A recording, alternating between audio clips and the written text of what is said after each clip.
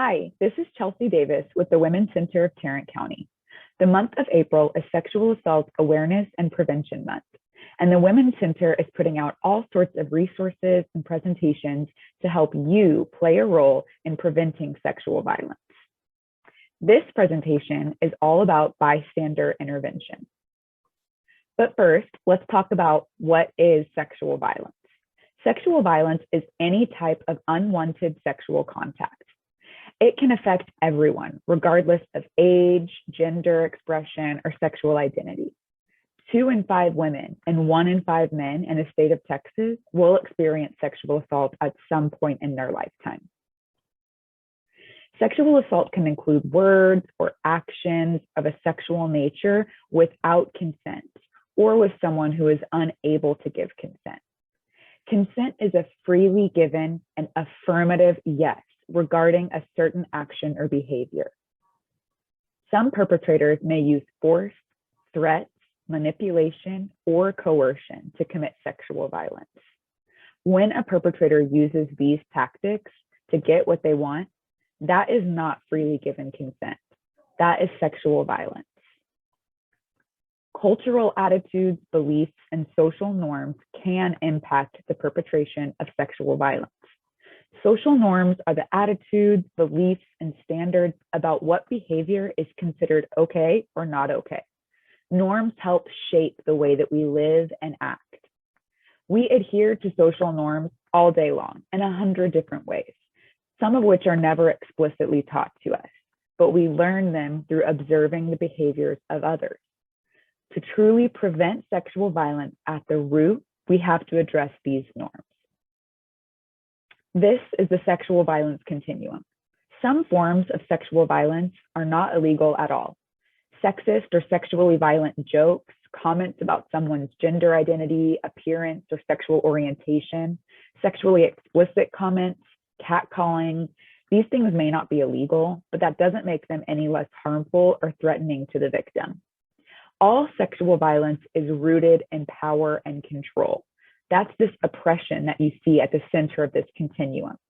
It's not enough for us to eradicate rape, even though that would obviously be amazing. But that's not the only form of sexual violence. Sexual violence is often an escalation of things like sexual exploitation, sexual harassment, sexist jokes, rigid gender roles, normalized gender violence, overly sexualized media. The list goes on. These are the norms that are baked into our society as things that are just to be expected. But these are the behaviors we need to eradicate so that we can get to the root of sexual violence. So what is bystander intervention? First, let's start with what is a bystander.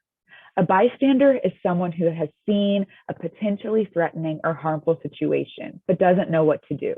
Maybe they're afraid to act or intervene, or they just think that somebody else will. We want to be engaged bystanders. An engaged bystander is someone who intervenes before, during, or after a certain type of behavior that perpetuates any type of sexual violence. This is what brings us to bystander intervention. Bystander intervention is a community-wide effort where individuals speak up when they witness these events. Bystander intervention can promote safety, respectful relationships, and overall safer communities.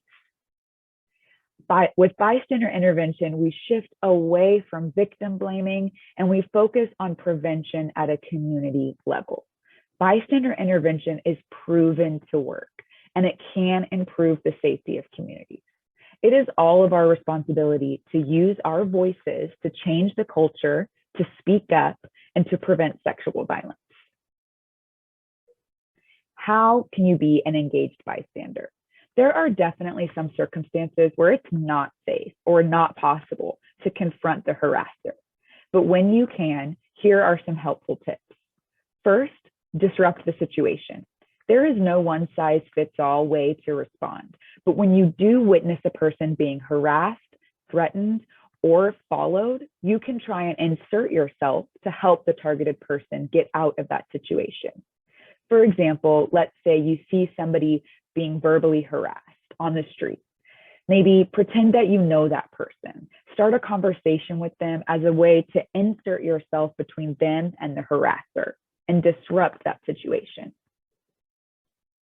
Don't act alone. Call on other people around you for help. The more people who come together to interrupt a situation, the better. And the more you reinforce the idea that this behavior is not acceptable. This can be as simple as, are you seeing what I'm seeing? Let's say something. If you don't feel safe, consider contacting campus security or the police. Confront the harasser. Even if you don't know the person doing the harassment, you can intervene and tell them that their words and their actions aren't okay. Be respectful, direct, and honest. For example, if you hear someone joking in a way that makes light of sexual violence, say something like, that's not okay. Do you realize how problematic that is? Or why would you say that? Set the expectation to speak up and step in. When we are direct and open about confronting inappropriate behaviors, it sends a message to others and encourages them to engage and respond. This is how we address those social norms that I was talking about earlier. Making a comment like, I cannot be the only one who thinks this is not okay, or I know you're a better person than that. These comments create an environment where other bystanders feel confident and safe enough to intervene alongside you, or maybe the next time they find themselves in a similar situation, they'll follow your lead. Understand how your privilege positions you to speak up. Your age, race, gender, etc., may make it safer for you to speak up and be vocal about harassment, especially when you're not a representative of the targeted group. This is an opportunity for you to recognize and use that privilege to speak up on behalf of someone else. Focus on the needs and the experiences of the target. Things like, I heard what they said to you. Are you okay? Or that should not have happened to you. Is there anything I can do to help? Follow the BASER model, B-A-S-E-R. Believe the survivor, believe the targeted victim, believe what they're telling you. Affirm that you are someone who can help them. I'm glad that you're talking to me about this. Support them. This was not your fault and this shouldn't have happened. That was not okay. Empower them, that there are steps you can take to help yourself feel safe and to bring some consequences to that harasser, and then refer them to those resources. Take action online. Everybody can play a part in addressing online culture that tolerates sexual violence. Be willing to respond to victim blaming, rape jokes, or other problematic comments on social media. Be bold about how sexual violence is never the victim's fault and refocus the conversation to the accountability of the individual perpetuating sexual violence. And also feel free to link to a resource like the National Sexual Violence Resource Center, nsvrc.org, to give others a place to educate themselves or get support. And lastly, be proactive. Be prepared to speak up. Think about and practice what you would say and how you would say it if you're ever in a situation where you need to intervene. Have a plan. Think about what would you want someone to say if you were the person being targeted, and how would you want others to take action on your behalf, and plan to do the same.